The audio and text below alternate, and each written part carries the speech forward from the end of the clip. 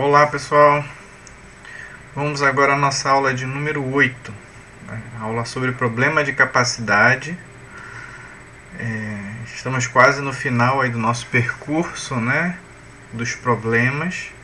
Depois a gente vai começar a tratar de outros assuntos também importantes da pesquisa operacional, mas por hora a gente ainda está finalizando os problemas. Esse problema ele estava planejado para acontecer na aula 7, mas nós decidimos trocar, Então, semana passada a gente falou sobre o problema de transporte e agora a gente está falando sobre o problema de capacidade. Veja, esse problema de capacidade, ele refere-se ao problema de ter um conjunto de matérias-primas e processos de capacidade limitada, no qual quero definir o mix de produção para maximizar a receita, Então, se você observa, o enunciado é muito parecido com o próprio problema do mix de produção. Qual é a diferença, então, de um problema e outro? A diferença entre o problema de capacidade e o problema do mix de produção é que no problema de capacidade são consideradas as etapas intermediárias de produção. Então percebe que naquele problema de mix de produção a gente não fala, só fala do que é entrada, restrição de matéria-prima, de saída, quais são os produtos a serem produzidos, mas não fala de capacidade de cada processo, Eu fiz uma pesquisa, esse problema de capacidade está aí, de acordo com a terminologia que está na apostila que vocês receberam, mas dificilmente você consegue encontrar esse problema descrito dessa forma, problema de capacidade. Então você pode encontrar como problema de fluxo de produção, problema de processo produtivo, Essa nomenclatura de problema de capacidade já é um pouco mais difícil de encontrar, mas o que importa é que você saiba o que a gente está falando. Então a gente vai realizar aqui, eu vou mostrar para vocês os dois exemplos do exercício, do exercício lá na EAD. Por quê? Porque apesar de já ter no livro, existe ali uma visão um pouco equivocada, Existe, acho que, uma edição que nunca teve correção, então tem uns problemas ali de grafia que a gente já identificou em outros problemas também, Mas também tem uma visão um pouco equivocada até da própria formulação do problema. Então aí juntos a gente vai ver o que é. Vamos lá. A modelagem do problema, como é que se dá? Então vamos para o exemplo da apostila EAD, página 85, Uma indústria de laticínios. Então tá aqui, Imagine que uma indústria de laticínios produza leite em pó e queijo, num processo como demonstrado na figura a seguir. O laticínio recebe de fornecedores externos 10.000 litros por dia de leite cru. A produção de cada quilo de leite em pó requer 5 litros de leite cru, pasteurizado. Esse pasteurizado não está lá no problema, mas eu fiz um ajuste para a gente saber do que se trata. Para o queijo são necessários 10 litros de leite in natura, processado, no caso pasteurizado também, para cada quilo produzido. Pois, por questões relacionadas à capacidade, alguns dispositivos de produção, a quantidade de leite cru, no caso pasteurizado, processado na fabricação de leite em pó, não pode ser maior que 6.000 litros por dia, e pelo mesmo motivo a de queijo não pode ultrapassar o valor de 7.500 litros. Em termos de preço de venda, o leite em pó é vendido a R$ 20 por quilo e o queijo a R$ 15 por quilo. Perguntamos: qual a receita máxima que pode ser obtida com a venda dos produtos? Então esse é o gráfico que tem na apostila, Ele mostra aí, a entrada de leite cru no processo de pasteurização, e aí você vai de um lado, numa parte você coloca no processo de fabricação de queijo, já sai queijo, e do outro lado você coloca no processo de fabricação de leite em pó e sai leite em pó. Então, a primeira coisa a definir é quais são as variáveis de decisão. Esse também é um problema que, se você for pensar de cabeça, talvez você saia. Aqui eu já coloquei as variáveis de decisão no gráfico, né? Mas se ele tivesse sem o x1, x2, x3, x4, x5, talvez você não tivesse certeza de quais são as variáveis de decisão. Então, as variáveis de decisão são as quantidades que passam por todo o processo. Olha aqui, aqui tem alguns dados a mais do problema. O que eu coloquei aqui a mais? A capacidade de cada processo. Como eu falei, há um probleminha aí na escrita desse exercício, porque ele diz, por exemplo, que recebe 10.000 litros de leite cru, mas não diz exatamente se esses 10.000 litros eles podem passar pelo processo de pasteurização de uma vez. Vamos supor que sim, que podem. Logo, essa unidade de pasteurização teria uma capacidade de 10.000 litros, né? O processo de fabricação de leite em pó tem uma capacidade de processar 6.000 litros por dia. E o processo de fabricação de queijo, uma capacidade de processar 7.000 litros por dia. Percebe que não vai acontecer isso, né? Porque se um é 6.000, 7.000, mas se pasteurizado vai sair só 10.000, né? O mix que vai sair de lá é diferente, tá? Bom, quais são as variáveis de decisão, então? A quantidade de leite cru que entra no processo produtivo, a quantidade de leite cru já pasteurizado que vai para o processo de fabricação de leite em pó, a quantidade de leite cru pasteurizado que vai para o processo de fabricação de queijo, a quantidade de leite em pó produzido e a quantidade de queijo produzido. Tá? Isso é simples, né? Porque a gente já desenhou no gráfico, então não tem muita novidade aqui. Aqui tem uma novidade, ó. Qual é a função objetivo? A função objetiva é maximizar as receitas. Só que só o que dá receita aí seria o leite em pó e o queijo, tá? Eventualmente, eu posso utilizar algum dos subprodutos, porque o que seria um subproduto nesse problema? O X2 e o X3, que estão logo depois do processo pasteurizado, né, de pasteurização, eles poderiam ser considerados subproduto. E poderia ser que eu pudesse vender uma certa cota desse subproduto por um certo valor. Então isso também, aí sim estaria no problema. Como ele não deu preço para esses subprodutos, quer dizer que eles não são vendidos. Então eu só vou colocar aqui os que são vendidos. Então você talvez imaginasse que toda vez que eu faço uma função objetivo, tinha que aparecer na função objetivo todas as variáveis de decisão. Não, não é necessário, né? Se você colocasse todas as variáveis de decisão, o x1, x2, x3 estaria com coeficiente zero, porque não tem preço para eles. Ok? Então é isso. As restrições. A primeira restrição indica que todo leite cru que entra no processo e é enviado para transformação, leite pó e queijo, tá? Então, é o seguinte, ele diz aqui que x1 é igual a x2 mais x3. Percebe que tudo que entra é x1 e depois isso vai ser distribuído em x2 e x3. Também, nesse problema, não se considera uma perda, né? Então está dizendo, se eu coloco 10.000 litros de leite cru, eu vou ter 10.000 litros de leite pasteurizado. Você pode imaginar que isso talvez não seja verdade, né? Porque vai ficar sempre um pouquinho ali, alguma coisa vai evaporar. Então, poderia ter um outro dado nesse problema, que seria a eficiência do processo. Por exemplo, de 90%.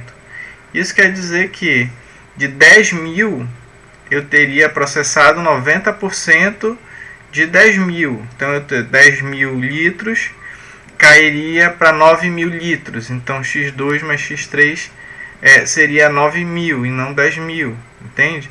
Então, x1 seria 0,9x1 seria x2 mais x3. Só numa situação hipotética. o mesmo para todas as etapas que possivelmente tivessem alguma queda, né, na produção. Bom, como a gente viu que todas as variáveis precisam estar do lado esquerdo, né, então eu vou passar tudo que está positivo do lado direito, eu vou passar negativo para o lado esquerdo. Então vai ficar uma restrição x1 menos x2 menos x3 igual a zero. Certo? Próxima restrição. A segunda restrição indica que para cada quilo de queijo, né, é necessário 10 litros de leite cru pasteurizado. Ou seja, para cada x5 é necessário 10 x3. Né? Então x3 é igual a 10 vezes 5. Vamos ver se isso é verdade. Então para x5 igual a 1, ou seja, 1 kg de queijo, o x3 vai dar 10 vezes 1, que é 10. Ok. Para o x5 igual a 2, o x3 vai dar 10 vezes 2, que é 20. Ok. Então essa expressão está correta.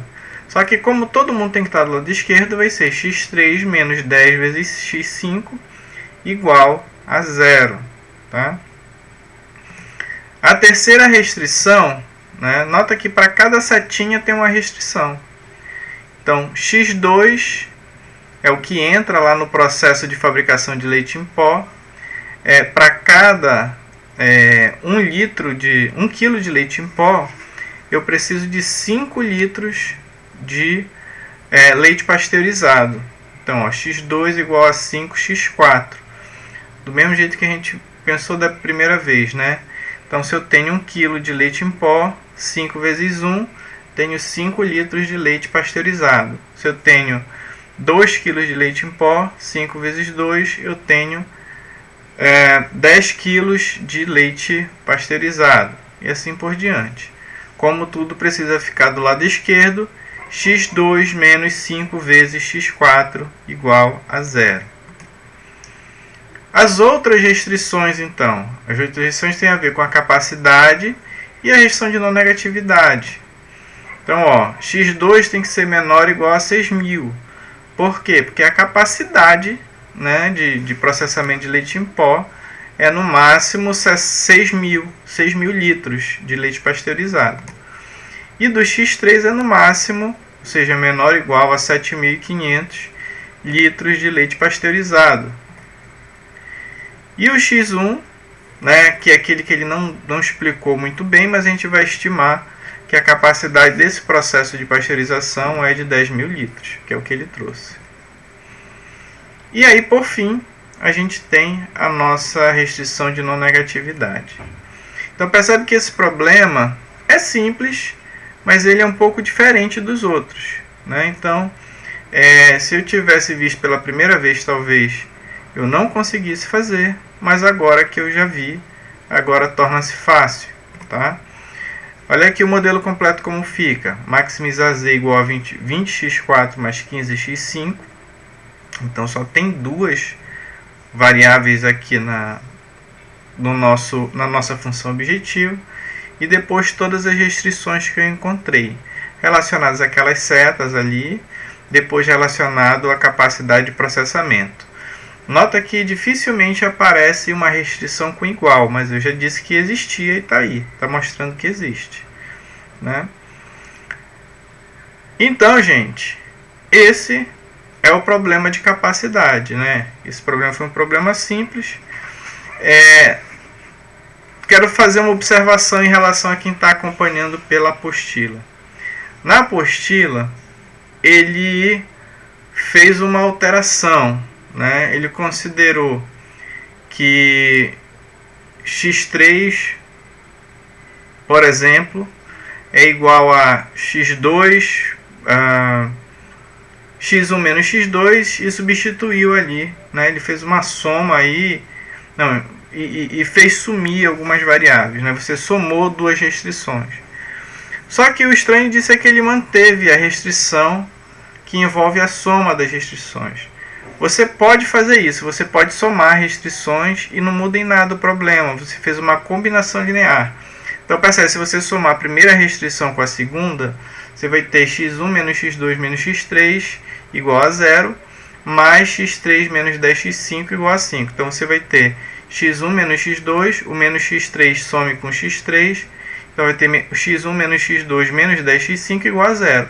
Essa expressão é verdadeira, porque quando você soma duas restrições, você tem uma terceira também que é verdadeira, tá?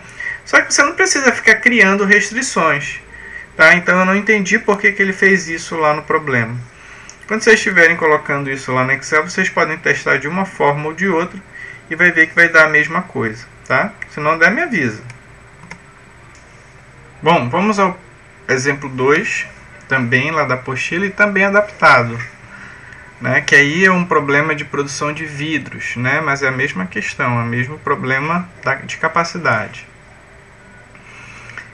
Então vejamos, a empresa Best Glass tem capacidade para produzir 3 tipos de vidros. Um tipo comum de superfície lisa, um segundo tipo comum de superfície texturizada e um terceiro tipo temperado de superfície lisa. Então olha só, né, o insumo entra no processo de mistura. Esse processo de mistura ele se divide, né, para um processo de textura e um processo de produção de vidro liso. O processo de textura ele dá um vidro texturizado comum, o processo liso ele dá um vidro liso comum, mas que esse vidro também serve como input para o processo de têmpera, que dá um liso temperado, tá bem? Então aqui você já vê as variáveis de decisão, né? Cada setinha representa uma variável de decisão. Foram dados alguns dados, né? Só que eu tive que fazer alguma alteração, alguma adaptação, porque não fazia sentido quando ele colocava a capacidade para enviar para a textura ou capacidade para enviar para o processo de vidro liso. Não, a capacidade de uma unidade é só uma capacidade. E o que sair de lá vai ser dividido para os processos, né, que usarem aquele subproduto, tá? Então eu retirei aquelas coisas que ficaram a mais. Bom, então vamos colocar aqui a capacidade do processo de mistura é 110 toneladas por mês, a capacidade de processamento para vidro liso é 100 toneladas por mês, a capacidade para texturização é 45 toneladas por mês, a capacidade para o processo de têmpera, né, que é para fazer o vidro temperado, é 35 toneladas por mês, e os preços de venda são R$ 5.000 por tonelada para os tipos de vidro comum.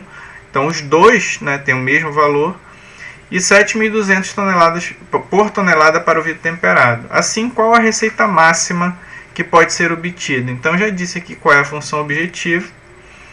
Bom, só colocando aqui melhor os dados do problema. Então, além dos processos, eu coloquei aqui também a capacidade, né, que é aquela que eu já falei, e coloquei também os valores dos produtos finais, né? Então 5.000 por tonelada para o que é comum, e 7.200 por tonelada para o que é temperado. As variáveis de decisão. As variáveis de decisão representam cada uma das setas, é só você arrumar o melhor nome para colocar. Então, quantidade de insumos que entram no processo de mistura, quantidade de material misturado que vai para o processamento, né, de vidro liso, quantidade de material misturado que vai para o processo de texturização, a quantidade do subproduto liso, né, então seria o vidro liso, que vai para a têmpera, a quantidade de produto final, vidro liso comum, o X6 é a quantidade de produto final chamado, né, comum, vidro comum texturizado, e a quantidade de produto final é o X7, que é o vidro liso temperado. Tá? Pronto. E aí a função objetivo, simples como da primeira questão, é só você colocar o valor de venda vezes a variável que representa o produto final. No caso, X5, X6 e X7 são aqueles que dão em nada, né, no final do processo. Lembrando que todos os outros não entram na função objetivo, a menos que por acaso você vendesse algum subproduto, mas não é o caso desse problema. Então, primeiro, né, a primeira restrição é aquela que você vai igualar a seta que entra na mistura com as setas que vão para depois da mistura. Então x1 igual a x2 mais x3, que quando você joga para o lado esquerdo fica x1 menos x2 menos x3 igual a 0. O mesmo você vai fazer para o que entra na textura e sai da textura. Então, x2 menos x6 igual a 0. A mesma coisa você faz para o que entra no processo, para o que entra no processo de produção de vidro liso, desculpa, e o que sai do processo de vidro liso, né, que é o próprio vidro liso comum e o vidro liso que vai como entrada para o processo de temperar, certo? E aí no processo de têmpera você tem essa entrada e você tem a saída, que é o vidro liso temperado. Então x4 menos x7 igual a 0. Depois você tem as restrições de capacidade. O primeiro representa a mistura, que tem que ser menor ou igual a 110 toneladas. O x2 representa a texturização, né, que tem que ser menor que 45 toneladas. E o x3 tem que ser menor do que 100 toneladas, que é o processo de produção de vidro liso. Tá? O x4, que é o processo de têmpera, tem que ser menor ou igual a 35 toneladas. E por último, as variáveis de não negatividade, que tem que ser maiores ou iguais a 0, ou seja, tem que ser positivas. Então, gente, finalizando aqui este problema, você tem a função objetivo, maximizar z, sujeito às restrições que nós encontramos. Então, percebe que esse problema vai ser tão maior quanto maior mais processos tiver, né? Então, fica um emaranhado de coisas e aí você vai tendo esse modelo em formato aí de, parece assim uma reta, né? Um prédio ali, um prédio de vários andares, né? Então, são restrições bem fininhas, né? Porque elas só vão representar as entradas e saídas e as capacidades. Tá ok? Então esse é um problema simples, essa nossa aula de hoje foi rapidinha, mas é um problema também importante, tá bem? Então pessoal, obrigado, até a próxima, tchau!